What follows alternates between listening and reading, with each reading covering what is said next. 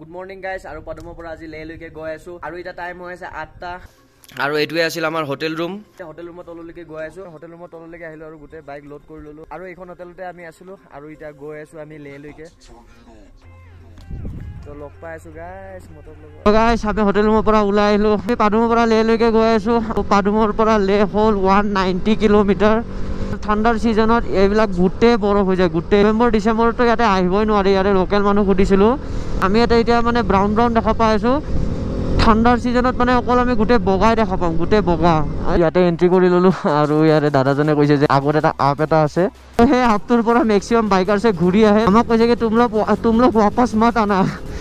আমি কৈছে কি নাই নাহো আমি যামেই এইফালে সেই আপটোৰ পিছৰ পৰা ৰাস্তা ভাল তো তালৈকে এনেকুৱাই পাম বুলি কৈছে তো যাওঁ বাৰু এনেকৈ আহিয়েতো আছোঁ এনেকৈ দুদিন ধৰি কিনে আৰু এনেই ইমান টপত আছোঁ আৰু ইয়াতে গছ এডালো নাই আৰু উশাহ লোৱাতে অলপ প্ৰব্লেম হৈ আছে মানে ফিল কৰি আছোঁ পুৰা যে অক্সিজেন কম আছে আৰু ডিউক 200 অফ ৰোডিঙত মই পুৰা বেষ্ট পাইছোঁ বেষ্ট নালাগে এডভেঞ্চাৰ বাইক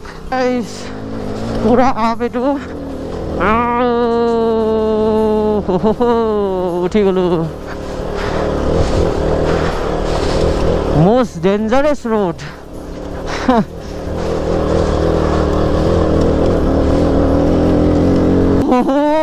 wow এইটো বঢ়িয়া আছিল গাইজ চাওক গোটেই পাহাৰ কাটি কিনে ৰাস্তাটো বনাই দিছে ৱাটাৰ ক্ৰছিং পাই গ'লো তো অলৰাইট গাইজ ৰেডি ষ্টেডি গো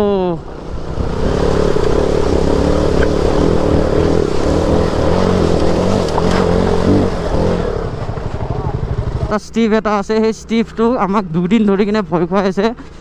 তো সেই ষ্টিভটো আৰু 5-6 কিলোমিটাৰ মান পিছত পাম চ' গাইজ আপটো লাগে আপটো কিমান ডেঞ্জাৰাছ চাব মন যায় আছে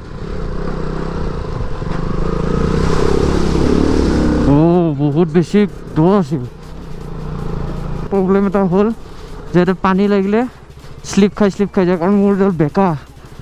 অলপ বালি অলপ লগাই লৈ ৰ'ব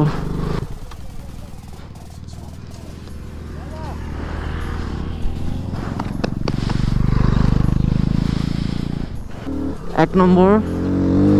নম্বৰটো আৰামছে গুচি যাব অলপ RPMটো টানি কিনে 2 নম্বৰ লগাই দিলে হ'ল বিন্দাছ আৰু মোৰো ৱেট কম আৰু বেছি লাগেজো নাই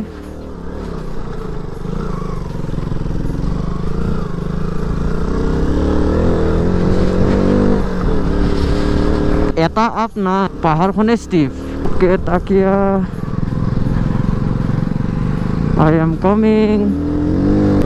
400 cc হৈ ঘৰ আৰু এইখন 200 cc shortcut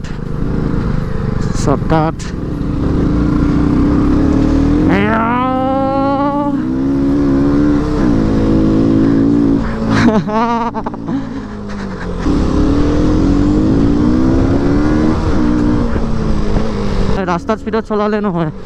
any kind of road যিকোনো ৰোডত তাকিয়া পুৰা ৰেচ লাগিছে মোৰ লগত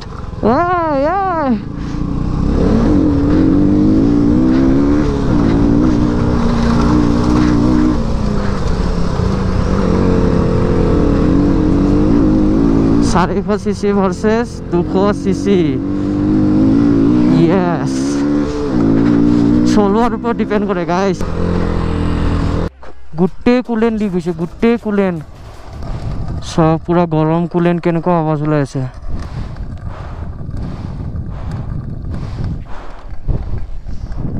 এটা কি হ'ব আৰু এইখন মাউণ্টেনখন আছিল গ্লেচিয়াৰৰ ভিউ যোনটো আমি গ্লেচিয়াৰ পাইছিলোঁ সেই মাউণ্টেনৰ পৰা আজি ইয়াত চাওক কিমান পাহাৰ বগাই আহিছোঁ আৰু এইখিনিতো ক'বই নালাগে বাপৰে বাপ আৰু এই তাতে বহুতকেইটা বাইকাৰ্ছ তাতে ফচি আছে মানে উঠিব পৰা নাই কাৰণ সিহঁতৰ তাত মানে বহুত বেছি হেভি লাগেজ আছিল তো গাইজ আমি চিৰচিলা পাছ আহি পালোঁ আৰু চিৰচিলা পাছ হ'ল 15,700 ফুট আৰু 60 কিলোমিটাৰ যোৱাৰ পিছত আমি পাম লে ৰাস্তাটো যোনটো পুৰা চিধা একদম মাখান ৰাস্তা টেনশ্যন নাই এইটো এটা ৰাস্তা আৰু এইটো হ'ল মেইন ৰাস্তা আৰু এইটো হ'ল শ্বৰ্টকাট আৰু তেতিয়াও এনেকুৱা শ্বৰ্টকাট আছিল কিন্তু এইটোতো বহুত মানে ডাউন হয় কিন্তু তেতিয়া পুৰা এনেকুৱা এটা শ্বৰ্টকাট আছিল যোনটোত মোৰ মানে পৰি কিনে এই লাইটটো ভাঙিছিল তো এতিয়া আৰু এইফালে গৈ আছোঁ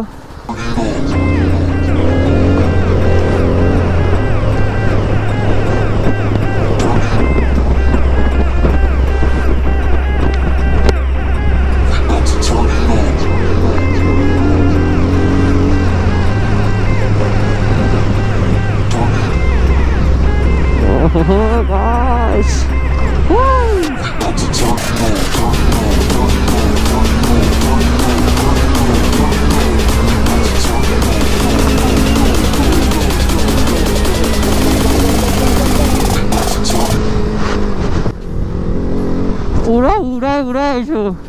এতিয়ালৈকে এই চাৰ্কিটটো চাগে বহুত কম মানুহে কমপ্লিট কৰিছে নাজানো ভালকৈ আৰু ইয়াতে মানুহ কৈছে যে বাইকাৰ্ছবিলাক বহুত কমেই আহে ইয়াতে এইটো বছৰ কিন্তু আহিছে বহুত কৈছে আহিছে যদিও বহুতে কমপ্লিট কৰিব পৰা নাই কাৰণ আমাক গেটতে কৈছিল যে বহুত মানুহ যায় হয় কি উঠাখিনি দেখা পাই ঘূৰি আহে কাৰণ কি বাইকে নুঠে পুৰা হেভি লাগেজত বাইক নুঠে আৰু উঠিলেও মানে পিছফালৰ পৰা ঠেলি ঠেলি উঠাব লাগিব চিয়'ৰ আমিতো বাৰু একেবাৰে আহিছোঁ মোৰ বাৰু লাইট ভাঙিল কুলেন লিক হ'ল সেইখিনিয়ে হ'ল কিন্তু উঠাটো কিন্তু একেবাৰে উঠিছে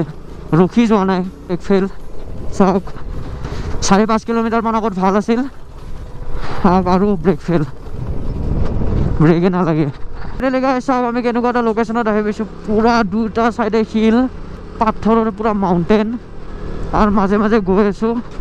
বহুত টাইম পিছত ভাল ৰাস্তা পাইছোঁ মিছ কৰি আছিলোঁ তোমাক এনেকুৱা লাগি আছে 2-3 বছৰ দেখাই নাছিলোঁ এনেকুৱা ৰাস্তা ইমান ভাল লাগিছে ৰাস্তাটোত চলাই কিনে মানে ক'ব পৰা নাই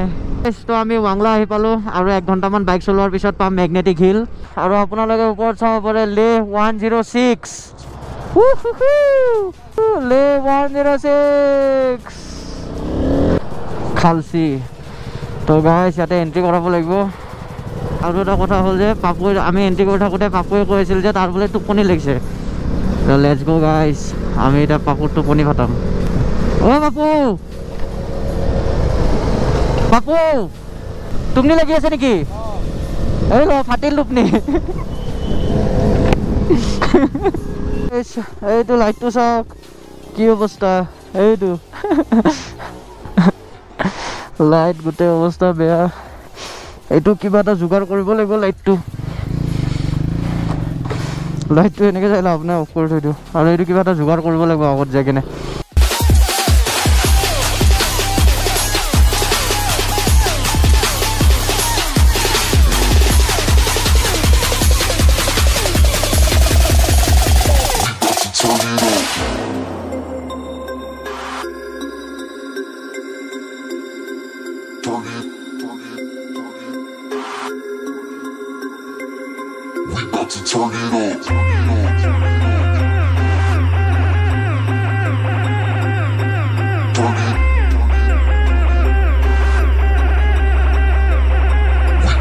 লাইটটো চাই এনে হাতেৰে এনে মাৰি মাৰি যাই থাকিব পাহাৰ চাই চাই যাই থাকিব পাৰিম চাওক এইফালে পোহৰ নেমু আহি পালোঁ আৰু ইয়াৰ পৰা লে 30-40 কিলোমিটাৰমান হ'ব কাৰণ কিয় নিমুৰ পৰা মেগনেটিক হিল 10 কিলোমিটাৰ তাৰপিছত আৰু 20 কিলোমিটাৰ গ'লে লে পায় তো আজি আমি লেত থাকিম তাৰপিছত কালি আৰু আমি 20 কিলোমিটাৰ বেক হৈ কিনে আহিম মেগনেটিক হিল চাবৰ কাৰণে তো আজিতো চোৱা নহ'ল কাৰণ বহুত বেছি দেৰি হৈ গ'ল আহিবৰ কাৰণে বহুত চেষ্টা কৰিছিলোঁ কিন্তু নোৱাৰিলোঁ টাইম নহ'ল মানে আন্ধাৰ হৈ গ'ল